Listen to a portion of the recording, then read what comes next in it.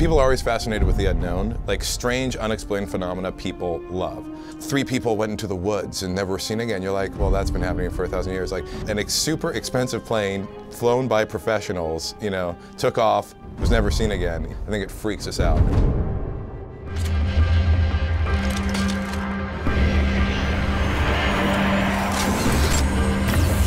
First start out in the game, it's kind of like, where am I? I think I might be somewhere in South America. What's going on here?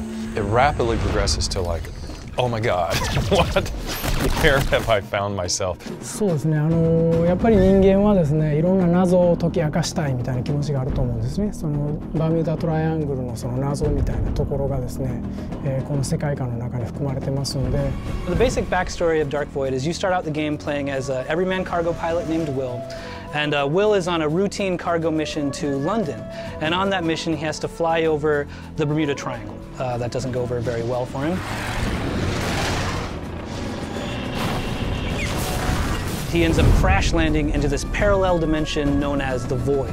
The backstory for Dark Void actually has its roots in popular conspiracy theory. っていうのを、入れることっていうのはすごく話が膨らみやすいというかですね、厚みを持たせやすいんで。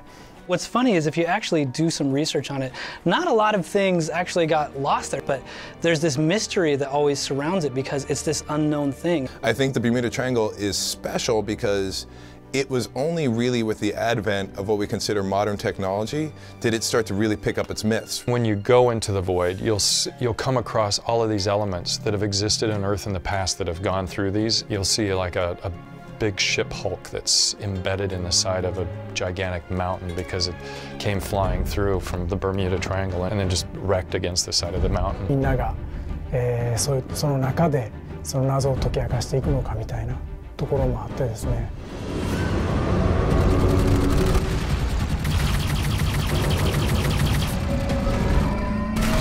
We designed the Void specifically around a couple key gameplay elements that we have. One is vertical cover.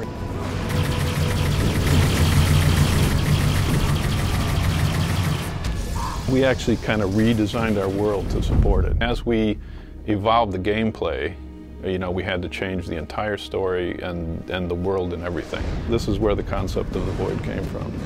It's a place that requires vertical combat.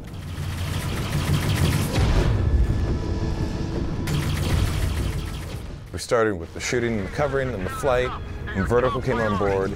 The concept of the Void in the fiction came as a means to give relevance to the gameplay, and that's how the universe really started to take off.